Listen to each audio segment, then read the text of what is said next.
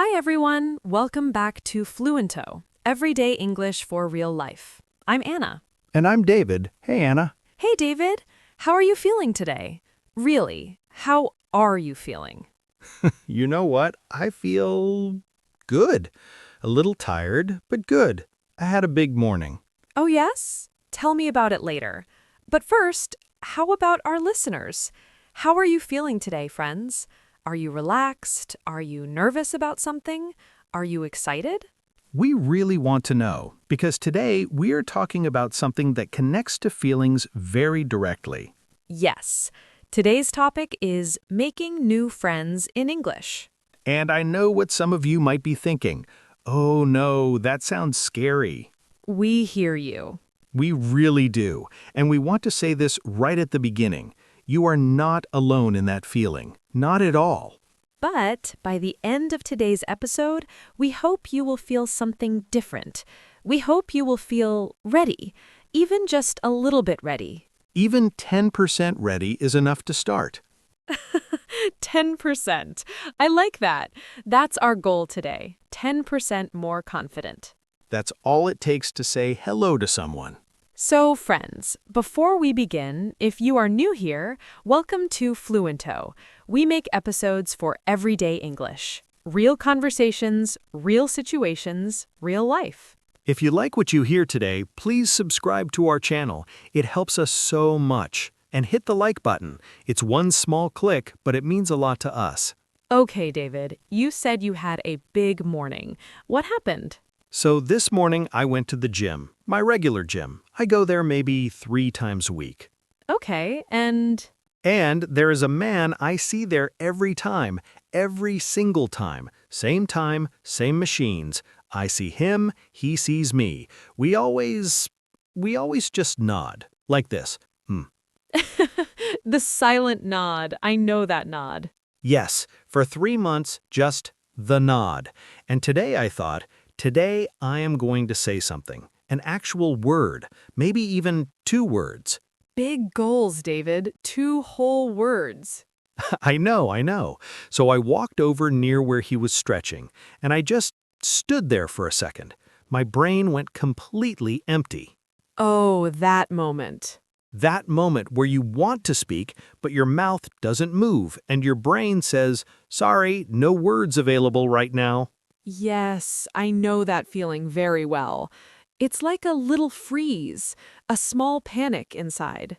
Exactly. And then I looked at his water bottle. It was bright orange, and I actually said it out loud. I said, hey, nice water bottle. You said it. I said it, and you know what he did? What?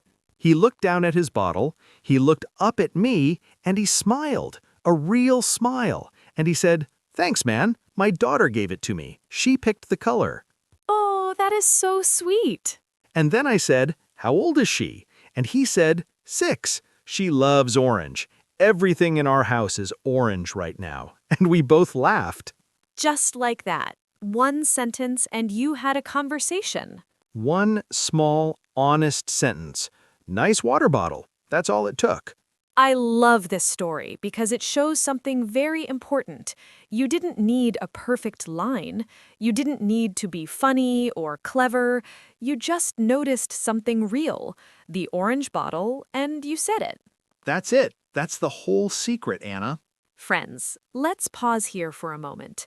Think about a place you go regularly, a gym, a bus stop, a cafe, a library. Is there someone you see often but never speak to? Just one person, just one. It could even be a neighbor in your building. Yes, think of that person. You don't have to talk to them today. Just think. We'll come back to this idea later. Okay, so Anna, let's talk about the moment before the conversation, because that moment, the should I say something moment, that is where most people stop. Yes, they stop before they start. Why? What is happening in that moment? I think it's fear of judgment. You're thinking, what if they look at me strangely? What if I say the wrong thing? What if my English is not good enough? And those fears feel very real. They feel very real. But here's the truth, and I want you to really hear this. Most people are happy when someone talks to them. Most people are actually waiting for someone to start. Because they have the same fear. Exactly. The other person is also thinking, I would love to talk to someone, but I don't want to be the one to start. So when you start, you are actually doing them a favor. You are the brave one. You are giving them what they wanted, but were too afraid to ask for. I really like that idea. You are the brave one. Okay, so let's talk about how to start. What are some good openers? And I don't just mean compliments, although compliments are lovely. Right. There are many ways. Let's start with what we call a situational comment. This means you say something about what is happening around you, something you both can see or experience together. For example, you are waiting for the bus. It starts to rain. You can say, "Oh wow, this came out of nowhere," or "I did not bring an umbrella today. Bad decision." That is very relatable. Everyone has forgotten an umbrella. Another example, you are at a community event, maybe a neighborhood dinner or a local class.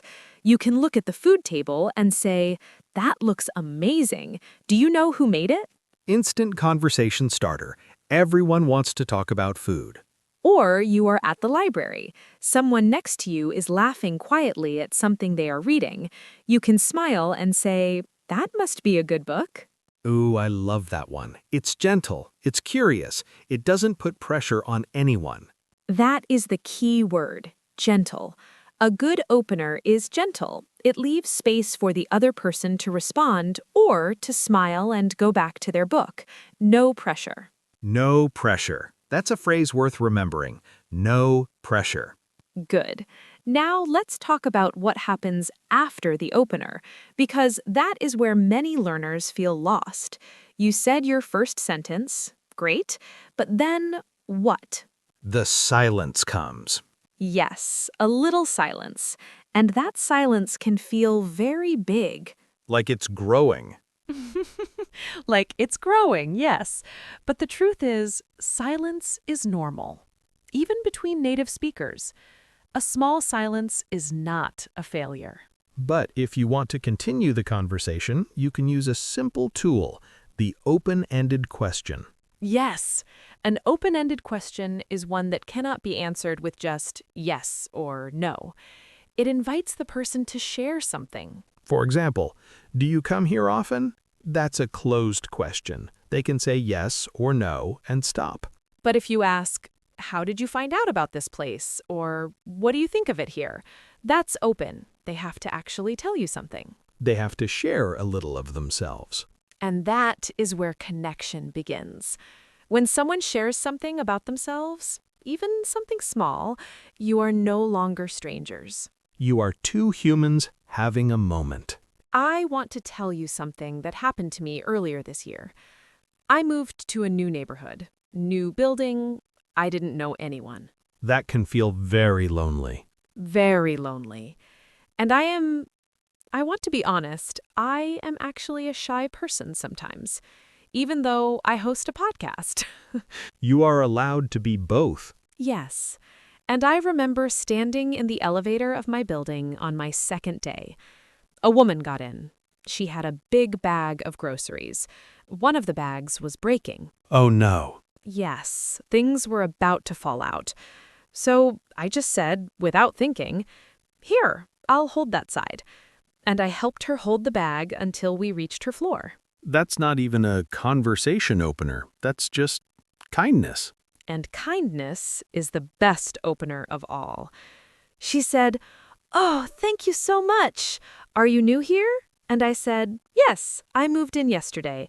And she said, "Welcome. I'm Priya. I'm on the 4th floor. If you ever need anything, please knock." Just like that. Just like that. And now Priya and I have coffee together sometimes. We water each other's plants when we travel. She is a real friend. All because of a bag of groceries and two hands. Sometimes friendship starts with the smallest act of noticing. You see someone needs help, you offer. That's it. Okay, friends, let's take a breath here. We've been talking about starting conversations and those early moments. Now let's talk about something a little different. What not to say, or how not to start. Ah, yes, the what not to do section. Very useful. Okay, first, try not to ask too many personal questions too fast. For example, you just met someone at a community event, and you say, "So, are you married? Do you have children? Where are you from originally? What is your salary?" Stop. Too much, too fast. It feels like an interview. Or a government form. Yes, keep it light at the beginning. Talk about the shared situation, the event, the place, the weather. Go slowly. Friendship is not a race. Second thing to avoid, don't fill every silence with talking. Some learners feel nervous in silence, and they talk and talk and talk, and the other person cannot breathe. Right, a conversation is like playing catch. You throw the ball, you say something, and then you wait. You let them throw it back. If you keep throwing and throwing and they never get the ball, it stops being a game. It becomes a lecture. Nobody wants to be lectured when they were just waiting for their coffee. So, remember, speak, then pause. Ask, then listen. Throw the ball, then wait. Now, let's talk about something that every English learner has experienced, a misunderstanding. Oh, yes, this is important. And actually, this might be the most important part of the episode. Because misunderstandings happen. They will happen. They happen to everyone. Even native speakers misunderstand each other. So the question is not, how do I avoid misunderstandings? The question is, what do I do when one happens? Tell them about yours, David. Okay, so a few years ago, I was at a community language exchange, where people meet to practice different languages together. And I was sitting with a man named Joel. Very nice person, very friendly. We were chatting, and he said, "I've been feeling really flat lately." Flat. Flat. And I thought he meant the word flat, like an apartment, like where you live. So I said, "Oh, have you been looking for a new one?" And he looked confused. And I said, "Oh, with better light maybe, or more space?" David. And he said, "What? No, I just mean I've been feeling low, tired, like everything is a bit gray." And I realized flat can mean tired and emotionally low in some English dialects. I had no idea.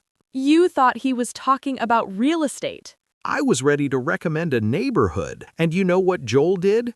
He laughed. Not mean laughter, just warm, surprised laughter. He said, "Oh, no, sorry. I forget that word is confusing." He apologized to you. He said he was sorry because he understood. We were both trying, and that's what matters. If you have a misunderstanding, don't panic. Just say, "Sorry, I'm not sure I understood. Did you mean..." Or simply, "Can you say that another way?"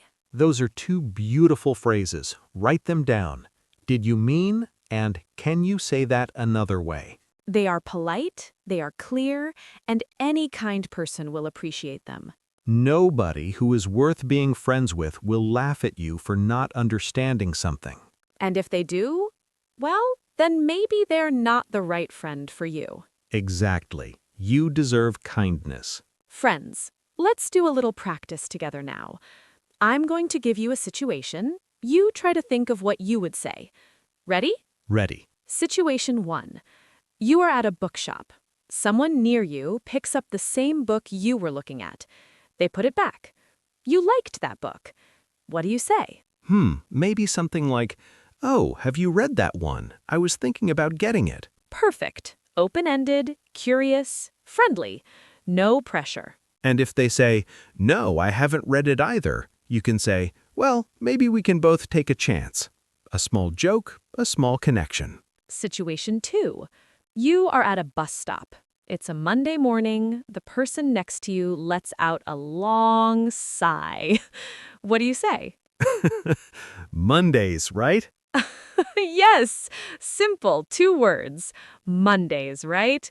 Everyone understands. Everyone who has ever had a Monday understands. That is a universal language. And if they laugh, you're already friends. If they don't, no problem. You just wait for the bus in peace. No pressure. No pressure. Now let's talk about body language, because your words are only part of the message. Yes, how you stand, where you look, how you hold your face, all of that speaks. The most important thing, make your body open. Don't cross your arms, don't look at your phone the whole time. Turn a little toward the person. Not too much, you're not interviewing them, just slightly open. And eye contact. Not too intense. You don't want to stare, but enough to show, I see you. I am here with you. And the smile, even a small one, even just relaxing your face. A relaxed face says, I am safe to talk to. A smile is an invitation without words. That's beautiful. Write that down too. And one more thing about body language. Slow down. When we are nervous, we talk fast. We move fast. We look away fast. Try to slow it down. Take a breath. Move gently. It calms you down, and it also makes the other person feel calm. Slow is friendly. Slow is friendly, yes. Okay, now let's talk about using names, because this is something that makes a big difference. When someone tells you their name, use it. Use it soon, maybe in the next sentence. Nice to meet you, Marcus. Or, so, Elena, have you been here before? Using someone's name is like a small gift. It says, I heard you. Your name matters to me. You matter to me. And if you forget the name, which happens, it is perfectly okay to ask again. Just say, I'm so sorry. I want to remember your name. Can you tell me again? That is not embarrassing. That is actually a compliment. It means you care enough to want to remember. And one more thing, ending the conversation. Because many people don't know how to leave a conversation nicely. They just sort of drift away awkwardly. The slow backing away. Yes, the slow disappearing. There's a better way. You can say, it was really lovely talking to you. Or, I hope I see you here again sometime. Or even, if it feels right, hey, would you want to exchange numbers? I'd love to grab a coffee sometime. That last one takes courage. It does. But here's the thing. If someone has been warm and friendly with you for 15 minutes, they are probably already hoping you'll say that. They just don't want to be the one to ask. So again, you get to be the brave one. The brave one. You know, David, I want to come back to something we talked about at the very beginning. That man at the gym, the one with the orange water bottle. Yeah? What happened after you talked about his daughter?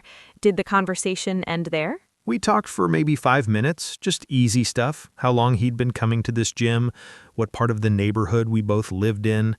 Then we both went back to our workout. And how did you feel? I felt lighter, like I had done something brave and it had gone well, like the morning was a little brighter. That feeling, that lightness, that is what friendship does, even in tiny doses, even for 5 minutes. It reminds you that you are part of the world, that you belong. And that is why we are talking about this today, not just to teach English phrases, but because connection, real human connection, is one of the most important things in life. And English can be the door that opens to that connection. Not a wall, not a test, a door. English is a door, and today we are giving you the key. Let me tell you how this episode ends, not with a list, but with a picture. Imagine it's 3 months from now. You've been practicing. You said hello to someone at your gym, or your class, or your bus stop.